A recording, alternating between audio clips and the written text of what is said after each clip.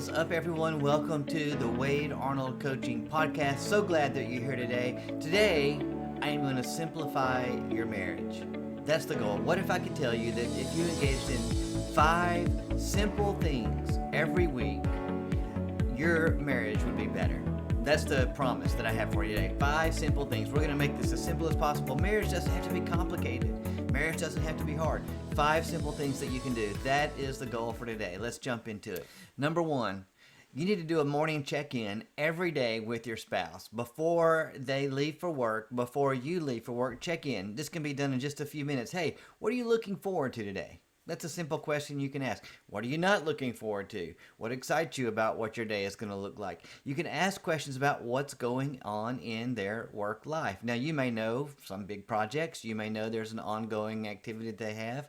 But maybe today something special is going to happen that they're really looking to forward to, or maybe something that they are really dreading. Either way, you want to know what's going on in your spouse's life. And they want to know that you're interested in what's going on in their life, and you want to know that your spouse is interested in what you've got going on. So the way that you do that is just a quick 2 or 3 or 4 or 5 minute check-in in the morning when you're on your way out the door. Doesn't have to take very much time, doesn't have to be very involved, but just something that you can demonstrate your interest in what they are doing. And then you can follow up when you get home that evening. And we'll talk about that one in just a second. The second thing that you can do that's incredibly important is that you show appreciation for your spouse every single day. Every single day you find something that you appreciate. You look for what they are doing well, something that you appreciate about them, that you admire about them, something that you want to see happen more and more and more, and you reinforce that. And it's not a manipulation tactic. It really is showing gratitude. If you look throughout the scriptures, you'll see over and over again that we are, as believers, commanded to express gratitude toward God and give thanks for the life that we have and give thanks for the people in our lives. Why not tell them? Just think about when people express gratitude to you, how it makes you feel. When you do that, then it affirms them as a person. Not only that, don't you want to be around people that appreciate you? Well, let that be your spouse. Let them know that you appreciate them, and then it's going to start exerting other positive effects. So when you are looking for good, if you are looking for things for which to be grateful, when you are looking for things to demonstrate appreciation for, then you're going to be looking for positive things in your relationship. And as always, in everything in life, when we find what we are looking for. If we are looking for bad things, then guess what? We're going to find bad things. But if we're looking for good things, we're going to find them. So many couples end up getting stuck in this negative cycle because they never look for the positive. But what if you shifted and you started looking for the positive things? Hey, that meal that you made the other day, that was so good. Hey, I know that you had to go get all the tools to hang that picture. I really appreciate you taking the time to stop by Walmart, getting all the stuff that you needed, and getting that picture hung. Right? Whatever it is. Thanks for watering the yard, or thanks for mowing the yard, or this, that, or the other. There's always something that you can give thanks to your spouse for. So I want to encourage you, daily appreciations every day. It doesn't take long. It only takes a few minutes, but the impact that showing appreciation toward your spouse will have is tremendous. Number 3 is the stress-reducing conversation. Now, when I work with couples, I teach them a specific format for doing that. I won't go into all the details of that here. If you want to know more, you can always send me a DM. You can always work with me, and I can give you all the details about how we can do that. But every day when you get home, take 30 minutes. And this is a pretty structured conversation until you learn how to do it, where there is a listener role and there's a speaker role, and they're very well defined. And the whole purpose is to understand what your spouse is going through. Remember earlier we talked about asking them what they were looking forward to or what they were dreading, what excited them about their day. Now we're following up with that, and we're allowing them to share what their day was like It's a non-relationship conversation where they're talking about, and you were talking about, what happened during your day, what was stressful, and you're just processing it with each other. The goal when you are the listener is not to solve a problem. That's not why you're listening. The goal is to understand and to affirm your spouse and to let them know that you understand. You may not agree with them, and it may not be stressful for you if you were in the same situation.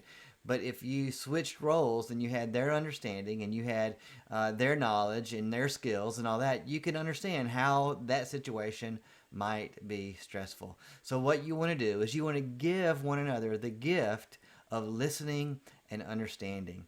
And I promise you, when you do that, it's going to go a long way toward improving your marriage. Number 4 is a weekly date night. Now, I've known couples that didn't have dates for years, especially after they had children. I cannot emphasize enough how important it is from the very beginning of your relationship to have fun together. It doesn't have to cost money.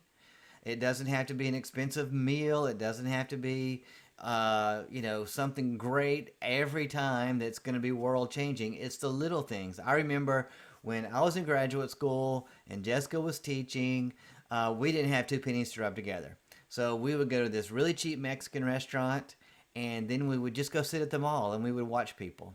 And not make fun of them, but we would just watch and we would learn, and we'd see people interact with their husband or wife or their children. And sometimes it was funny to see people interact and the confusion that reigns sometimes. And we do that in our relationship. I'm sure you do too. But we would just watch people. It cost us 22 or $3 to go out to dinner, and we would go to the mall and watch people. And it was a lot of fun. And then there are times now that we have been married for a while. We've got number 22 coming up at the end of this year. At the end of 22, we'll have year 22 in marriage. And the great thing now that we do is that we happen to have my parents living close, so we are able to drop the kids off with them and go have a date, I don't know, every other week, every 3 weeks, something like that. So that's a wonderful thing. If you don't have people around that can watch your children for you for free, then you need to get a babysitter. I have known people that after the birth of their children, it was 5 or 6 years before they were willing to leave their children with a babysitter or with a relative. That's not healthy for your marriage. You have to prioritize one another and have fun with one another. That doesn't mean that you don't go out other times with your kids. It doesn't mean that you spend time as a family, as a group. We love doing that. If you follow me on social media, you see that we go hiking all the time and we have fun together. But Jessica and I have just our time and we go have fun. Now, this does not mean that you have a weekly date at Walmart. When we were earlier in our marriage too, we would have a Saturday night that was Walmart night, and that's necessary, but that's not a date. And so make sure that you're doing something that you have fun together. Number 5 in our list of 5 simple things that you can do to make your marriage better is a weekly check-in. Now, John Gottman calls this the State of the Union address, and that seems very formal, like I should wear a tie to it, but that's not what I'm talking about. We're just doing a weekly check-in.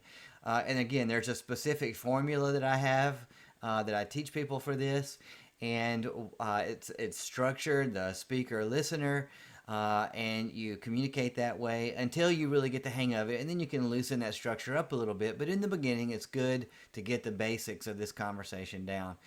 You start with something positive, you end with something positive, and if something has come up during the week that was a challenge, then you work through that. And there's a very specific way that I teach couples to work through whatever issue might come up. But here's the thing, so many couples just try to bury any challenges that they have. They just try to sweep the challenges under the rug. And the problem with that is, over time, those challenges, those difficulties build up and they're not dealt with, and they create more trouble than they are worth. They end up causing resentment. They end up causing separation from one another. Rather than acting courageously and saying, hey, when this happened, this is how it affected me. Can we do something different the next time? And I give, again, a specific formula for you to use during that discussion. So those are the 5 things. We're going to talk about morning check-ins, daily appreciation, stress-reducing conversation, a weekly date, and we're going to talk about having a weekly check-in. Those are some of the basic things that I talk with all the couples that I work with. Now, if you want some of the details on that, if you think that these types of things would be helpful for you, please send me a DM. I'd love to talk with you about how I can help you to have that happy, healthy, and holy marriage, the kind of marriage that God desires for you to live. So send me a DM. We'll have a conversation about how you can have your happy, healthy, holy marriage. God bless you, and I'll see you next week.